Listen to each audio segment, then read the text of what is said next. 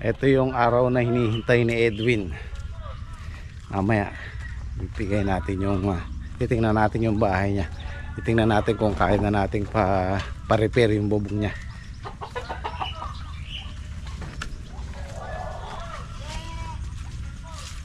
Hi, good morning.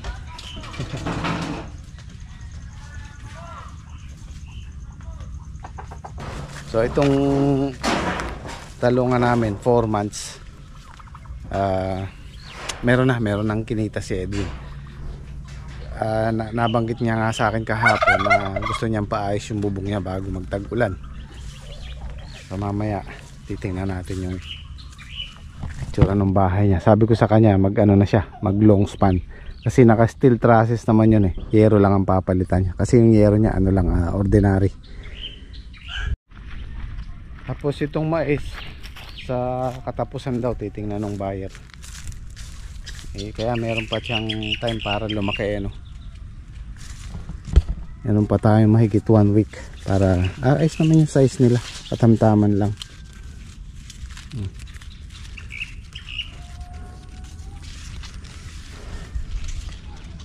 Merong malalaki kaya lang napansin ko ito tigisa lang yung nila, tigisa lang yung bunga nila, hindi kagaya ng ibang mais na tigalawa. Ito dalawa kaya lang hindi lumalaki pagka nagdalawa. At yung plano naming mag hybrid dito baka hindi matuloy kasi wala kaming pagkukunan ng tubig. Yung butas dito natutuyo. Kung dito naman sa farm tayo kukuha ng tubig, kung palay, malulugi tayo sa sa diesel dahil malayo ang panggagalingan natin.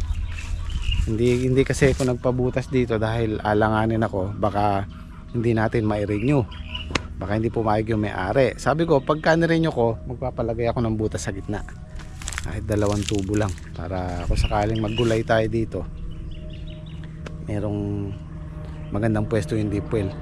At yung sinasabi kong hybrid na palay baka hindi natin ituloy, yun nga dahil mabibitin tayo sa tubig. Kung gagamit tayo ng diesel sa palay, lugi, mahal pa naman ng hybrid. So siguro na lang sabog tuyo, depende sa panahon. Kung mag-uulan pwede, pero kung hindi baka sabog tuyo na lang para hindi masyadong magastos. Kung sakaling tamaan man tayo hindi ganun kasakit.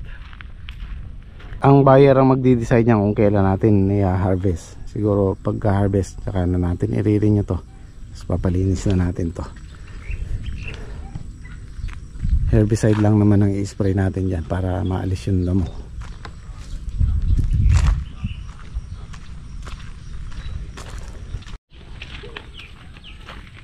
Happy yan yung bahay na Edwin. Nalaglag na ituloy.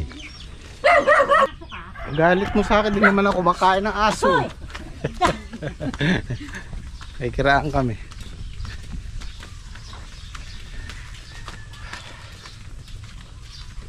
Palagay mo kaya na natin yan.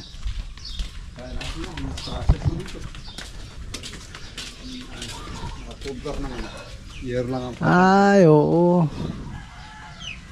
Saan? Yan natin. Tumutulo na ba? Oo. Litaw na yung langit. Yun Sumali naman kayo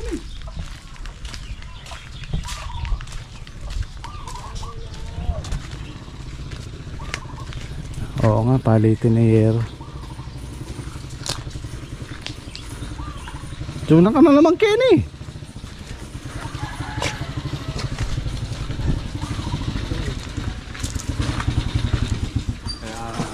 Malaki din pala yung bahay mo. Puro butas. Daming starts pero kayo naman ito nakatubo, nakaan na trusses na siya. Yero lang papalitan. Magano ka na, mag long span ka na, magandang klase para magkano yung budget kailangan? Minimum lang 30 kung 30. kung kuko lang, hindi kuko na lang ulit. Ikaw na lang magkatrabaho niya, kaya mo naman yan Kaya lang, yung bayaw ko, kukulong ako. Aasinta ko yung gilid na yun. Oo, kailangan may asinta talaga yun. Para ang pagmula, mahangin. Hindi na... Oo. Saka to, Nagkulang lang ako ng budget na kaya... Ngayon. oo. Parang stars. May budget oh. Ano na ba? Siyempre, para may habol natin sa tagulan. Ito, yung kinita ni Edwin, partial pa lang. Hindi pa ito buo. Kasi namumunga pa yung talong natin. 3. Oh, Okay. kailangan mo. Salamat. Bili mo na kaagad ng long span. Bukas, kaya rin yung grass cutter na yun. Kaya rin ko nag-spray bukas. Diretso na ako. Matagal lang naman dyan yung pagbabaklas eh.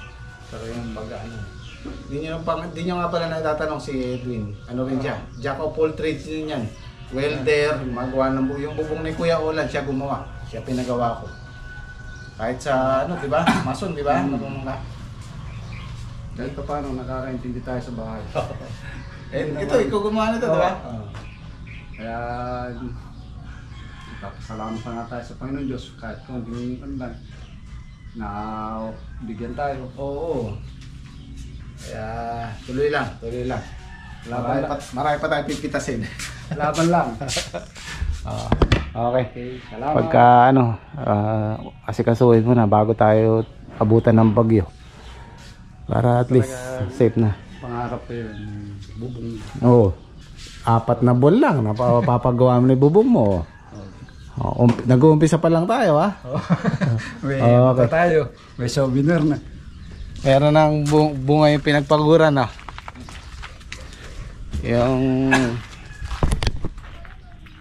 Yung sipag at syaga ni Edwin namunga na.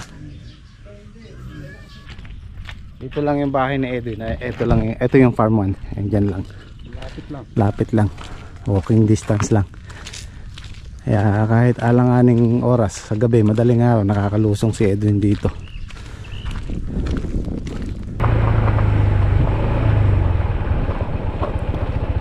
Nako ba? Bayo ko. Tara sa akin ako. Ate. Tsaka ako kaya mo mukhang lang sa sisi. Ang makakapapaka. Ito yung ulam nila. Pinakbet. Pinakbet. Yan, marami nakakapansin doon sa ano namin kasangkapan, malinis. Ay, tatanim mo, Trek. Mais yan. Baka pupunuin mo na ng mais yan. Para hindi man nababakante yung lupa. Sa'yo dalawa, nagka-grass cutter. Ando niya sa doon. Nagka-grass cutter. Oo, masukal doon eh. Si paring yan yung nag-spray ng talong pang pandam.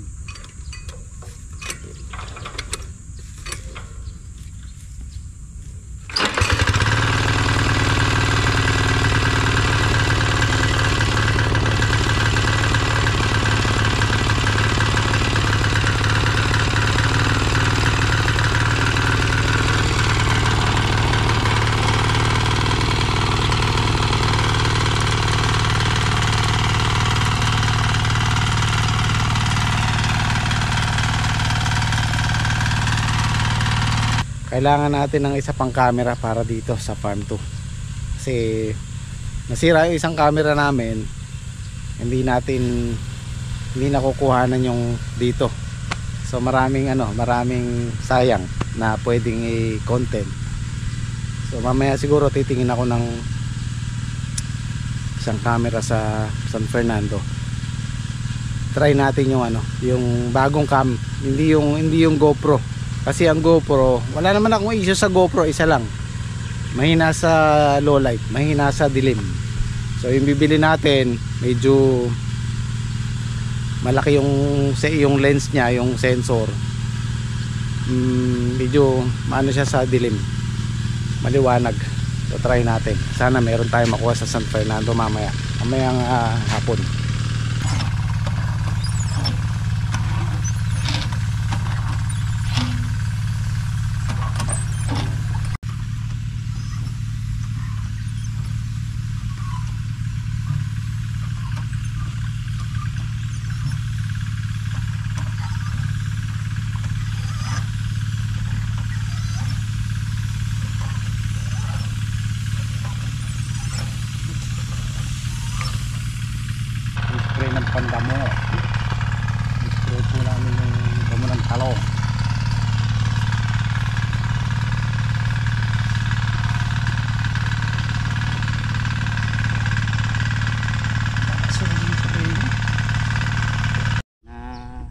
natin ng tudling. Mamaya po tatamnan natin ng mais na puti po.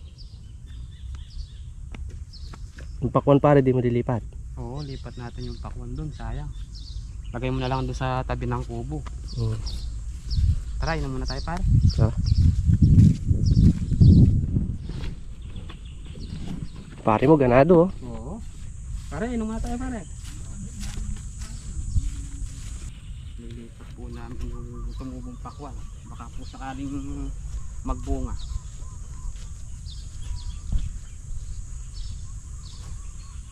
Saan pare? Ano yan?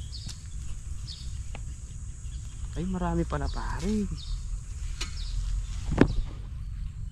Marami pala. Ilang puno siya pre? 6 na puno at 6 pare. Lipat natin. Oh, ayaw. Pag tinamaan.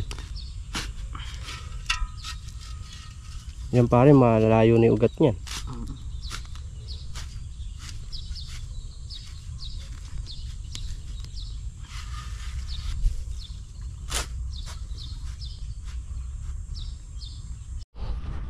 Naubos pare diesel mo? Oo. Ano na lang pantutod din ko dyan yung asarol. Ay, yung isa pare na banta, ano eh. Hindi pare. Bagay, mabubuhay din. Buhay yan. Oo, malaki na po yung tanim ni Kia, no? Tanim po ni Kia yan. Sige pare, hukay muna tayo dyan.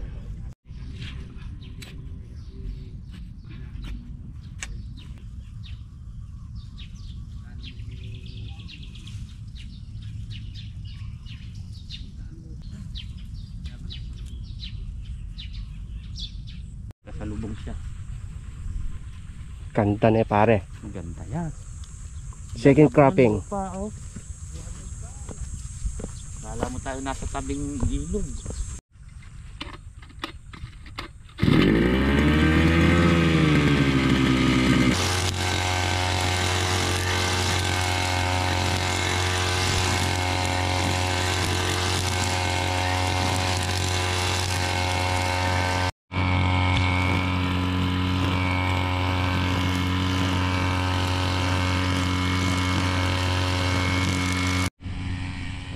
Po akong nakitang tayo ng uod. Sigurado nasa ilalim po yan. Ayan po. Kulay green po.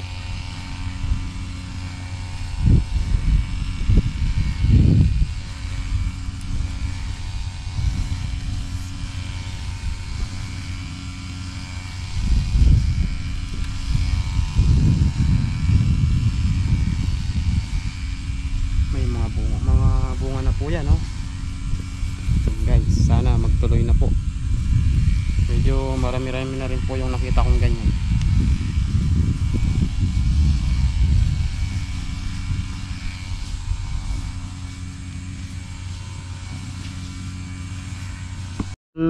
Ano na lang pare? Isa't kalahati na lang pare. O tara, inom muna tayo. Mga pare, sige. Ayan, sila pong dalawa ni pare Saldi nagagrass cutter. Palitan po sila.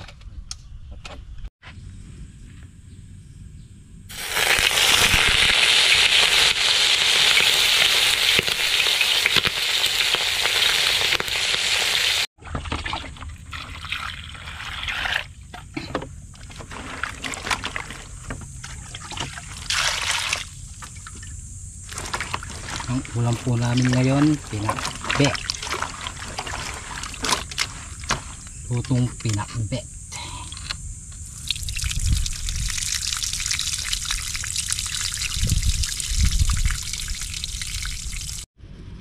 Meron po ganun po. Ganun po.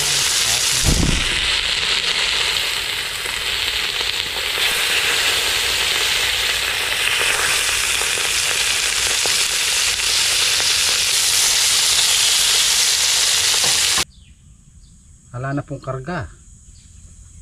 Meron, ayan. Meron pa. Lagyan na po ang bawang.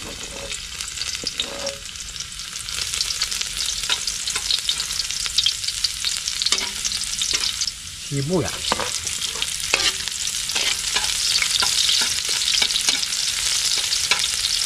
kamates. Kunin mo yung pati. Lagyan mo po ang pasaw. Lagyan ng pati. Oh, linagay mo lahat. Kaya, konti lang yun. Oh, wag mo lang. Oh. Ang alat.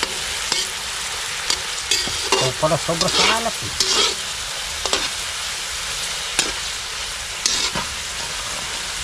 Ayan na po ang pakbe. Pak na. Pak na. Pinakpit pa.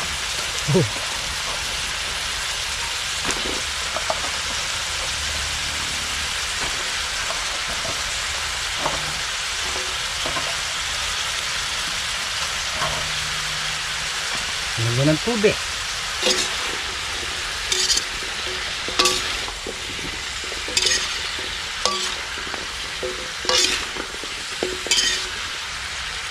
Konti lang muna. Hop. Palambutin muna natin.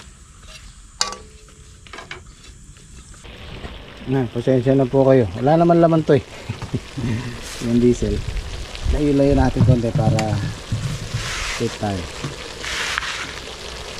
Yun na nyo. Hindi na tayo kumain. Ano tayo malapit-lapit na siya dito lahat? Ano pa rin? Verde. Nakagad pa rin. Doon na. Oh, kain tayo. Oo.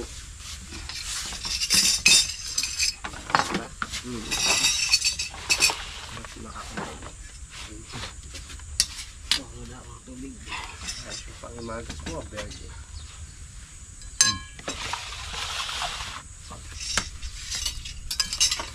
Pak na.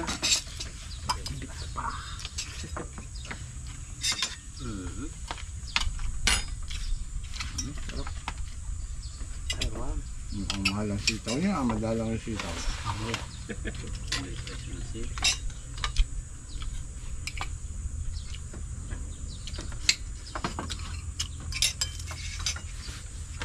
Kain po tayo.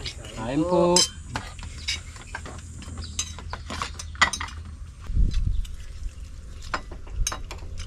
Maghugas ng kamay tsaka ng kutsara. Mainit pala.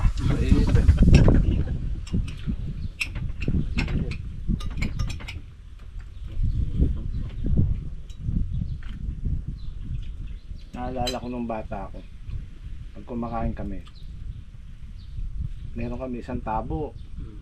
Isang tabong tubig. Doon lahat naghuhugas ng kamay. Ganyan talaga yung hugasan niya. Ganun nun eh, no? Parang kami dati, ganun. Eh dahil yung dumi nandun lang. Ganun kami nun eh. Kala di na nagugas ang kamay.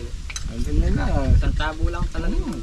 Mabigat pa galing sa laruan. Baka nagkakasawa, hindi na muna maghuhugas doon sa labas. Pasa-pasa. Pero iba nun eh. Yung mga bata nun matibay sa sakit. Yun, naging aruga yung ano. Mental sinaalagaan mo, nagkakasakit. Mga yung edad ko na to, hindi pa ako na-confine kahit isang beses. Check up lang. Pero yung naka-hospital ako hindi. Iba yung bata nun, matibay. Bakit na nakalahati na rin kasi. Dami niya kasi, no? Dami pa rin. Hindi niya nakalimutan niya kanina.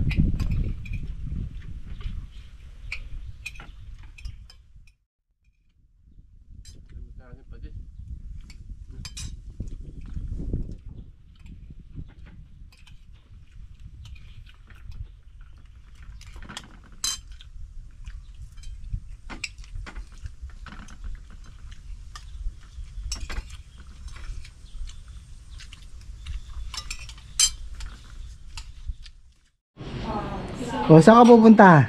Sa SM. Ay, si. O, to. Pa-drive mo yung car. Suot mo, baligtad. Guys, dito tayo sa SM San Fernando. May makuha tayong pangalawa na second cam natin. Second camera. Pag wala, GoPro na lang.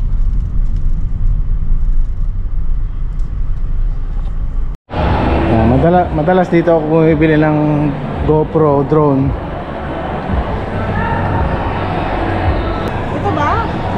Hindi, walang. Wala yung ano. Ace Pro yan eh. Ito, iba siya eh. Ay, wala siya nung. Oh, Insta360 hinahanap natin. Wala pa sila. Ay, wala. Wala yung nahanap nating camera.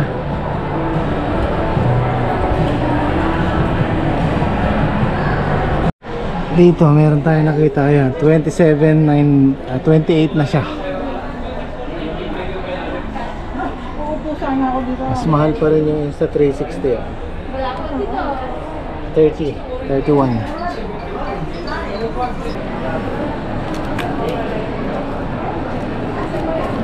Hindi kasama to guys. Wala siyang kasamang freebies. Ito binili natin to. Bali 1.4 128 gigabyte. Sir, check. Check nyo lang ba yung physical condition?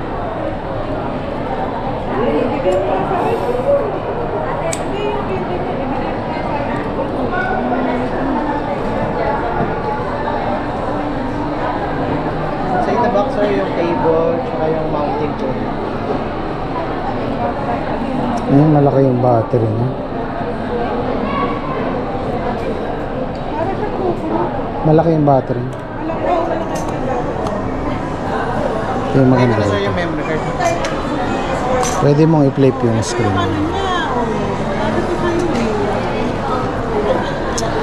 Okay.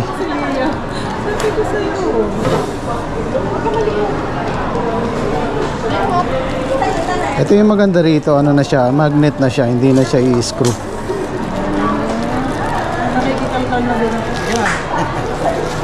Yun o. Quick release. Pero syempre hindi ito sa ilalim, may screw mo pa rin.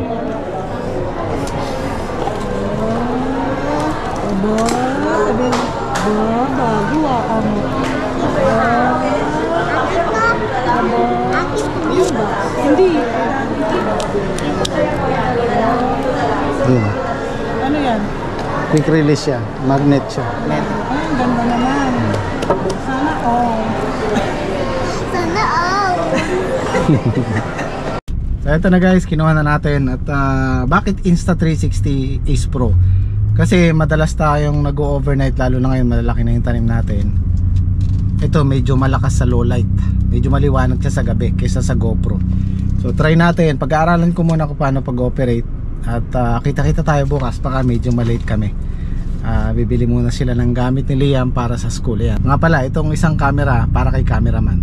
Kinuha ko si cameraman para cameraman, eh wala tayong camera, kaya eto, bumili pa tayo ng isa. Nasira na yung GoPro 9 ko. Yung GoPro 7 ko binigay ko kay Tune. So yun, kita-kita tayo bukas. Say it.